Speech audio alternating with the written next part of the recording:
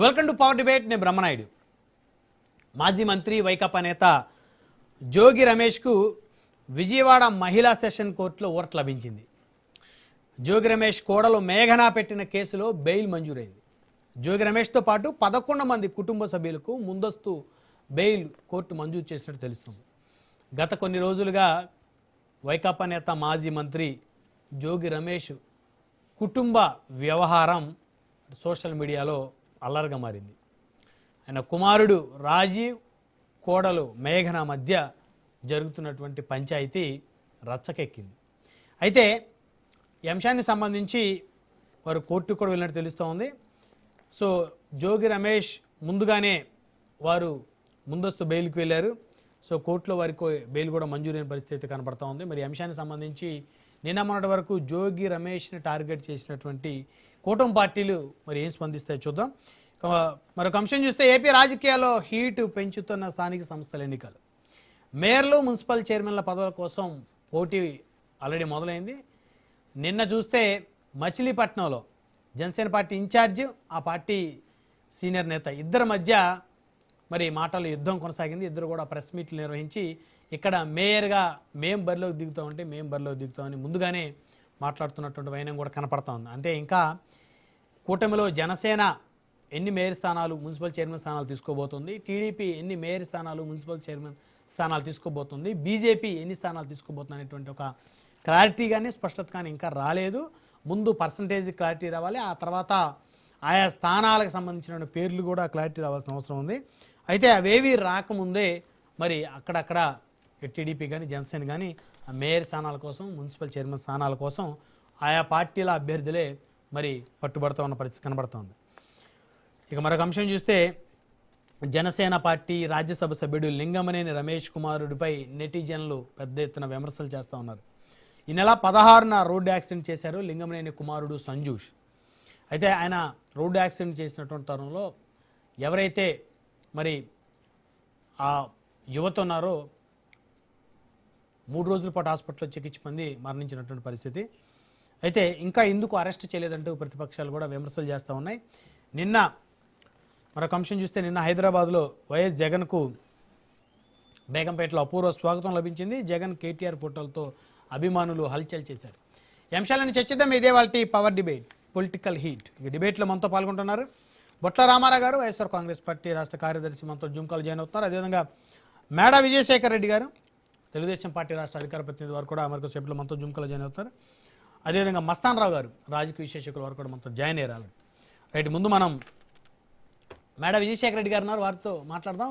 విజయశేఖర రెడ్డి గారు, good evening అండి. Sir నమస్కారం. మీకు ప్యానలిస్టులకు అట్లాగే ప్రేక్షకులందరూ కూడా నమస్కారం. అనుకున్నదొక్కటి అయినదొక్కటి గుర్తుందిగా పాట. జోగి రమేష్ గారి విషయంలో ఆయన ఏదో అల్లరి చేద్దాం అనుకున్నారు.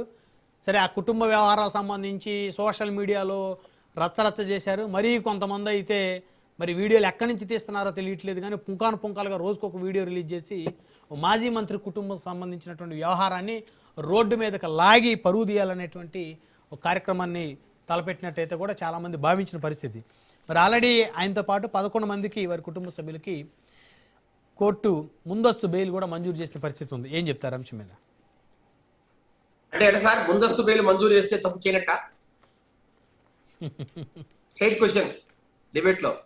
తప్పండి, రమేష్ గారు చేశారండి తప్పు.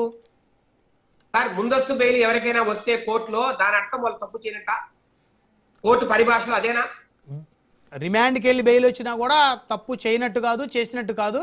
సో అది చట్టం పరిధిలో తేలాల్సిన విషయం. సార్, నేను అంటున్నా, అతను అంటే జోగి రమేష్ గారు ఒక మాజీ శాసనసభ్యుడు, మాజీ మంత్రి. సార్, జనరల్ గా ఎందుకు అరెస్ట్ చేస్తారు? జ్యుడిషియల్ రిమాండ్కి ఎందుకు పంపుతారు? వీళ్ళు ఏదైనా సాక్షుల్ని బెదిరిస్తారనో, లేకపోతే ఇక్కడి నుంచి పారిపోతారనో, లేకపోతే రకరకాలుగా ఎవరైనా ఇబ్బంది పెడతారనో జ్యుడిషియల్ రిమాండ్ పంపిస్తారు. కానీ ఇప్పుడు ఆయన ఉన్న పరిస్థితుల్లో సామాజికంగా కావచ్చు, రాజకీయంగా కావచ్చు, ఒక ఉన్నతమైన స్థానంలో ఉన్న వ్యక్తిగా అతను ఇక్కడి నుంచి పారిపోయే పరిస్థితి లేదు. కాబట్టి రెండవది, రకరకాలుగా వాళ్ళ ఎవరైతే ఇప్పుడు వాళ్ళ కోడలు ఉందో ఆ కోడలు ఆమె గట్టిగా మాడుతున్న దరిమిల ఆమెను వీళ్ళు మేనేజ్ చేసే పరిస్థితిలో లేరు. కాబట్టి కోర్టు ముందస్తు బెయిల్ ఇచ్చిండొచ్చు. దాంట్లో తప్పే ఉందండి. ఇప్పుడు ఖచ్చితంగా పలానా కేసులో ప్రతి వ్యక్తిని అరెస్ట్ చేయాలని రూల్ ఎక్కడా లేదే. సార్, అరెస్ట్ చేయడానికి ప్రథమ కారణము ఫర్దర్ గా వీళ్ళు తప్పులు చేయకటప్పుడు మొన్న విరూపాక్ష ఎమ్మెల్యే కేసులు ఎందుకు అరెస్ట్ చేశారు సార్ రాత్రి 2:45 టైంలో? ఎందుకంటే అతను ఊర్ల మీద పడి దాడి చేస్తున్నాడు, అలా 2 ఊర్ల మీద దాడి చేశాడు, మారణాయుధాలు ఉపయోగించాడు. ఆయన అట్లాగే వదిలేస్తే ఫర్దర్ గా మళ్ళా ఆ ఊర్ల మీద పడి దాడి చేసి ఏదైనా ప్రాణ నష్టమో ఆస్తి నష్టమో కలిగితే ప్రాబ్లం వస్తుందని జ్యుడిషియల్ రిమాండ్ పెట్టారు ఆ 2:40 టైంలో.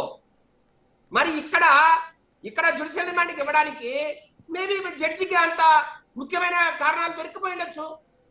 అంతేగాని ముందస్తు బెయిల్ ఇచ్చేంత మాత్రాన జోగి రమేష్ గారు తప్పు చేయలేదని కాదు. అట్లాగని ఎవరైతే మేఘన అనే వ్యక్తి ఎవరైతే కేసు పెట్టారో ఆమె తప్పు చేసిందని కాదు. సార్ మీరు ఒకసారి ఆలోచించండి, మీరే చూశారు, చాలా వీడియోలు బయటకు వచ్చాయి, చాలా ఆడియో క్లిప్లు బయటకు వచ్చాయి. అసలు జోగి రాజీవ్ ఏం మాట్లాడుతున్నాడో, జోగి రమేష్ ఏం మాట్లాడుతున్నాడో, జోగి రాజీవ్ ఏం మాట్లాడాడు సార్?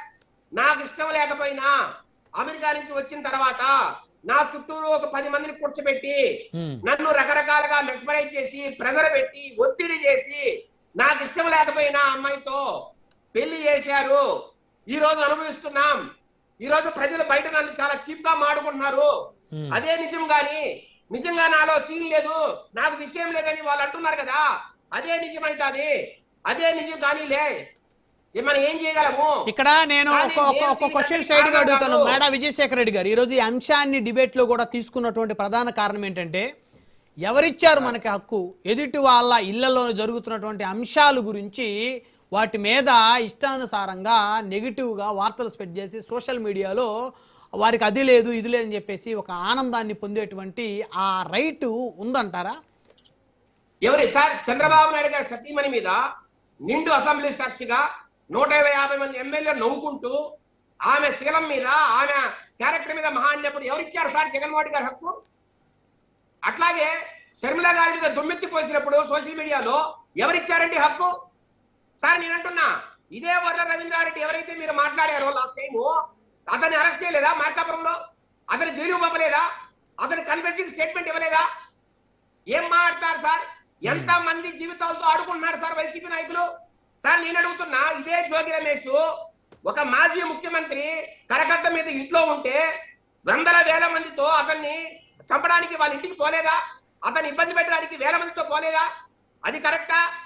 తర్వాత కాలంలో జోగి రమేష్ కొడుకు రకరకాలుగా అరెస్ట్ అయ్యి జైలుకు పోయి ఇచ్చిన తర్వాత ఆయన ఒక మానసిక రోగి, శారీరక రోగి అని మాన్యును ముఖ్యమంత్రి వర్యులు చంద్రబాబు నాయుడు గారి మీద అనరాని మాటలు అన్నప్పుడు అది తప్పు కదా? ఇన్ని తప్పులు మీరు చేస్తూ ఇంతటి కుటుంబ విషయాలు మీరు మాట్లాడుతూ మొన్నటికి మొన్న సార్ బోరమ్మ గారు మొన్నటికి మొన్న కుప్పంలో ఎంత బాధపడింది సార్. నా శీలాన్ని మాట్లాడుతున్నారే, నా క్యారెక్టర్ గురించి మాట్లాడతారే, ఇలా లేడీస్ మీద ఇంత అన్యాయంగా మాట్లాడుతున్నారే, వీళ్ళ కౌరవుల కన్నా హీనమైన వ్యక్తులు కదా, వీరికి తగిన బుద్ధి ప్రజలు చెప్పాల్సిన అవసరం లేదని మొన్నటికి మన కుప్పంలో మాట్లాడలేదా? అట్లాగే సార్ సైతాన్ సైన్యాలు, సోషల్ మీడియా సైతాన్ సైన్యాలని మన షర్మిల గారు ఎంత దారుణంగా బాధపడ్డారు సార్, ఎంత దారుణంగా కన్నీళ్లు పెట్టుకున్నారు సార్. నేను అడుగుతున్నా, ఆమె కన్నీళ్ళకి ఆన్సర్ ఏం చెప్తారు? విజయలక్ష్మి గారు ఎంత బాధపడ్డారు సార్? విజయలక్ష్మి గారి మాటలకి ఎవరు ఆన్సర్ చెప్తారు సార్?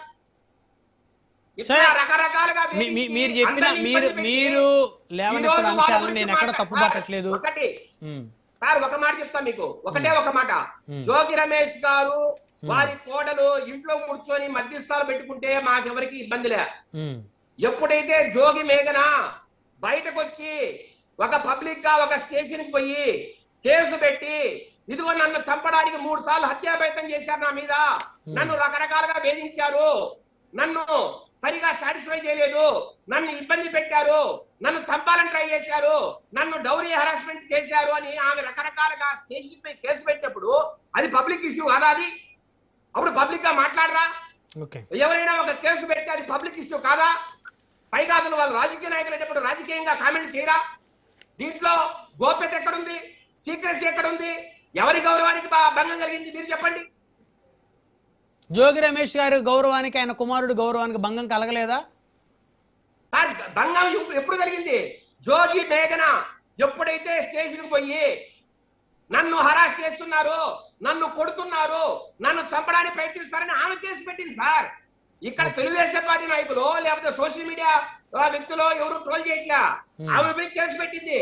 అయ్యా నాకు అన్యాయం జరిగింది, ఈ వ్యక్తి నరహంతకుడు, నన్ను చంపడానికి ప్రయత్నం చేశాడు, నన్ను హైదరాబాద్ లో ఉన్న ఉన్నప్పుడు నా ముఖం మీద ఒక దిండు పెట్టి నన్ను హత్య చేయాలని ట్రై చేశాడని ఆమె రాయించింది కదా సార్. మీరు చదవలేదా రిపోర్ట్ ని, ఎఫ్ఐఆర్ రిపోర్ట్ ని?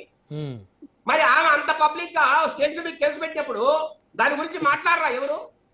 ఓకే ఓకే, మాట్లాడదాం సార్. బొట్ల రామారావు